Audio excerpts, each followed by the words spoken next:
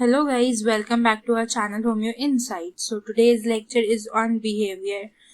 In this lecture, I'll be teaching you a definition of behavior, types of behavior, factors influencing behavior, and methods of studying behavior. This lecture will be part 1 of behavior. So let's start.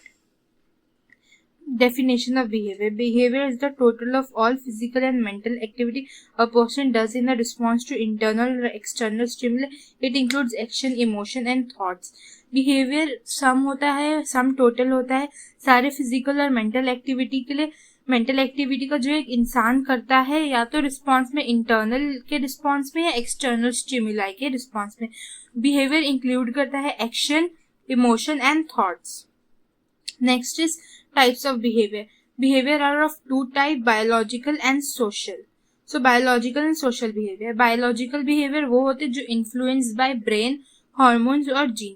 जैसे example में ले सकते हैं हम hunger, sleep, etc. And social behaviour वो होते जो influence by social, society and culture. अभी बायोलॉजिकल बिहेवियर यानी बायोलॉजी के रिलेटेड तो ब्रेन हार्मोन. सोशल बिहेवियर मतलब सोसाइटी के रिलेटेड, अपने सोशल कल्चर के रिलेटेड. तो ऐसे याद रखना. तो सोशल एग्जाम्पल्स हो गए greeting, dressing, team work. Factors influencing behaviour. Biological है, साइकोलॉजिकल है, सोशल है, सिचुएशनल है. तो बायोलॉजिकल जैसे ब्रेन, हार्मोन्स, हेरिडिटी इन्फ्लुएंस करते हैं अपने बिहेवियर को. साइकोलॉजिकल में इमोशन, पर्सनालिटी, लर्निंग ये अपने बिहेवियर को इन्फ्लुएंस करते हैं. सोशल में फैमिली, पीयर, कल्चर. सिचुएशनल में कॉन्टेक्स्ट एंड इन्वायरमेंट अपने बिहेवियर को इन्फ्लुएंस करते हैं.